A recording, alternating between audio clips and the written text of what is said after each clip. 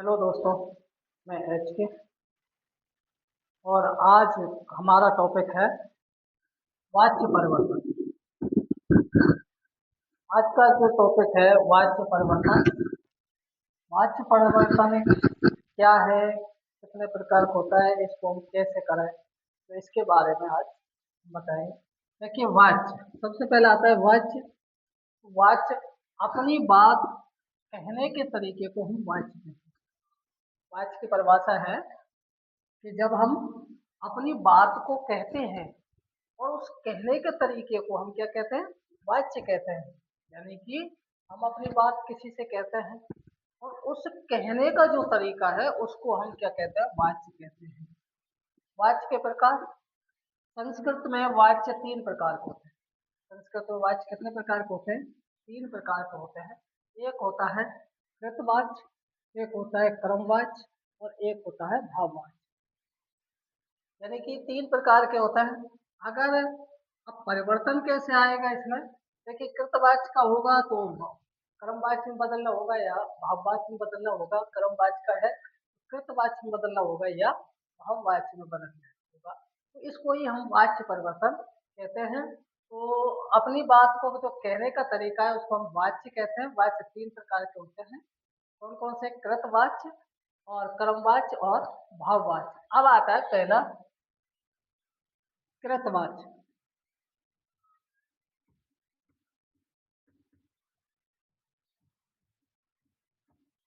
कृतवाच्य, अब कृतवाच्य किसे कहते हैं? कृतवाच्य में क्रिया, कृतवाच्य में जो क्रिया है वो कर्ता के अनुसार, कर्ता के अनुसार, कर्ता के अनुसार प्रयुक्त होती है। प्रयुक्त होती है। कृतवाच्य में क्या होता है, कृतवाच्य में क्रिया जो है वो कर्ता के अनुसार प्रयुक्त होती है। नंबर एक इसका है, कर्ता में प्रथमा विभक्ति होती है।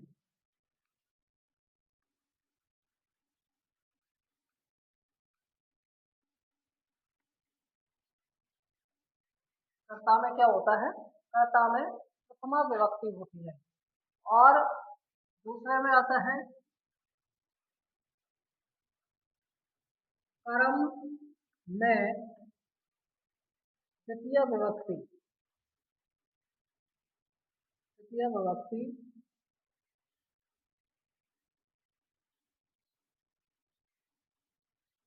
होती है। कर्ता में प्रथमा विभक्ति होती है और द्वितीय विभक्ति होती है। कर्ता में प्रथम विभक्ति होती है और द्वितीय, वो कर्म में द्वितीय विभक्ति होती है। और क्रिया हमेशा कर्ता पद के, तीसरा है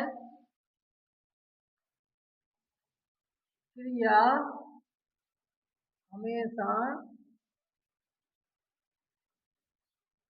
कर्ता पद, क्रिया हमेशा कर्ता पद के पुरुष में वचन, पुरुष व वचन के अनुसार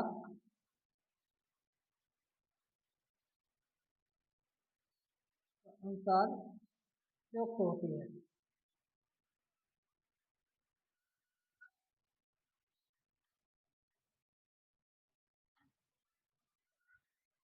देखिए इसके नियम क्या कह रहा है, कृतवाच्य में क्रिया कर्ता के अनुसार प्रयुक्त होती है। यानी कि कर्ता के अनुसार क्रिया का प्रयोग करते हैं। और कर्ता में प्रथमा विभक्ति होती है, कर्ता में जो भी होगी प्रथमा विभक्ति होगी। कर्म में द्वितीय विभक्ति होगी। और क्रिया हमेशा कर्ता पद के अनुसार पुरुष और वचन के अनुसार होती है। यानी कि कर्ता के अनुसार ही उसमें पुरुष और वचन का प्रयोग किया जाएगा। सूत्र है, सूत्र इसका जो सूत्र है वो क्या है? प्रथमा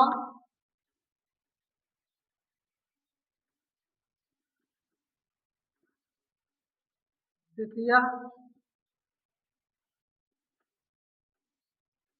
प्रथमा, यानी कि कर्ता में प्रथमा विभक्ति, द्वितीय और कर्म में द्वितीय विभक्ति और क्रिया में प्रथम।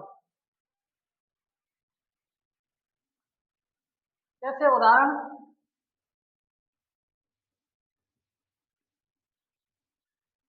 उदाहरण देख लेते हैं।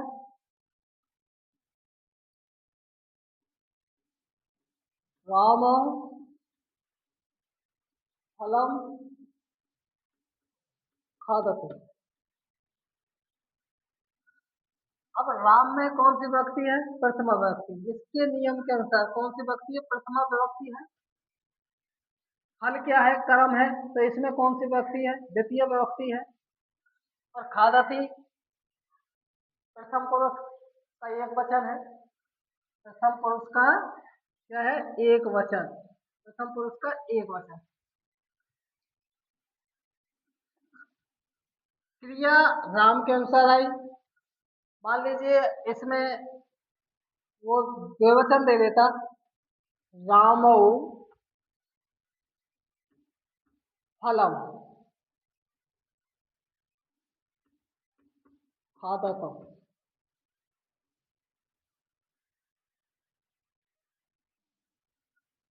रामौ फलम खादत, यानी कि इसमें क्या है? कर्म में तो कोई परिवर्तन हुआ ही नहीं, केवल इसमें तो द्वितीय विभक्ति है। इस कर्म का फल क्रिया पे बिल्कुल भी नहीं पड़ेगा, क्योंकि ये कृतवाच्य है। अब जो हमारा कर्ता है, यहाँ क्या था? एक वचन का था, प्रथमा विभक्ति एक वचन का। यहाँ प्रथमा विभक्ति द्विवचन का हो गया, तो ये क्रिया भी द्विवचन की हो गई। कर्ता के अनुसार क्रिया बदलते हैं। इसमें लिखा है कर्ता पद के अनुसार पुरुष व वचन के अनुसार ही क्रिया प्रयुक्त होती है, यानी कि कर्ता अगर द्विवचन का है तो क्रिया भी द्विवचन की आएगी। मान लीजिए इसमें एक उदाहरण और लेते हैं। यहाँ लिखा राम ग्रंथौ पठते। देखिए ग्रंथौ जो है, ग्रंथौ जो है, ये ग्रंथ में कौन सी विभक्ति है? द्वितीय विभक्ति का द्विवचन है, लेकिन क्रिया पर कोई असर नहीं पड़ा है। क्रिया इससे कोई संबंध नहीं रखती। क्रिया केवल किससे संबंध रखती है? कर्ता से। राम, राम प्रथमा विभक्ति का एक वचन है, तो क्रिया भी प्रथम पुरुष की एक वचन आएगी। राम ग्रंथौ पठते, पुरुष का प्रयोग करेंगे। तो ये इस तरीका से ये हमारा कृतवाच्य। कर्मवाच्य में जिन वाक्यों में क्रिया कर्म के अनुसार आती है आए उन्हें कर्मवाच्य कहते हैं। और कर्ता में तृतीय विभक्ति का प्रयोग किया जाता है। कर्ता में कौन सी विभक्ति का प्रयोग किया जाता है? तृतीय विभक्ति का प्रयोग किया जाता है। और कर्मवाच्य में केवल सकर्मक क्रियाओं का प्रयोग किया जाता है। कौन सी क्रियाओं का प्रयोग किया जाता है? सकर्मक क्रियाओं का प्रयोग होता है। और कर्मवाच्य में आत्मेन पदी का प्रयोग किया जाता है, यानी कि पदी दो होती हैं, परस्मय पदी, आत्मेन पदी। तो इसमें प्रयोग जो होता है वो होता है आत्मेन पदी का। इसका सूत्र है कर्ता में तृतीय विभक्ति और कर्म में प्रथमा और इसमें प्रथमा क्रिया में। जैसे बालकेन, बालकेन ग्रंथ। अब बालकेन ये करता है, कर्ता में कौन सी विभक्ति होगी? तृतीय हो गई। और ग्रंथ, ग्रंथ में कौन सी हो गई? प्रथमा विभक्ति हो गई। पठेयते ग्रंथ के अनुसार, यानी कि ये कर्म है, कर्म के अनुसार ही क्या ये क्रियापद है। ऐसे ही दूसरा उदाहरण है रामायण। अब रामायण अब क्रम में ग्रंथौ द्विवचन का है ये। ग्रंथौ द्विवचन का, वर्तमान का द्विवचन है ग्रंथौ। और पठयेते यानी कि ये भी कौन से वचन का आ गया? द्विवचन का आ गया इसमें। ऐसे ही फिर है तीसरा उदाहरण, रामायण ग्रंथा। ग्रंथा कौन सा वचन है? बहुवचन है प्रथमा व्यक्ति का। तो पठयन्ते ये भी बहुवचन आ गया। तो इसका कहने का तात्पर्य क्रम के अनुसार ही क्रिया का प्रयोग होता है। क्रम वाच्य में क्रिया का जो प्रयोग होता है वो क्रम के अनुसार होता है, और इसका सूत्र है प्रथमा और तृतीय। कर्ता में तृतीय और क्रम में प्रथमा, और ये क्रम के अनुसार प्रथमा। तो इस प्रकार से ये हमारा क्रम वाच्य हुआ।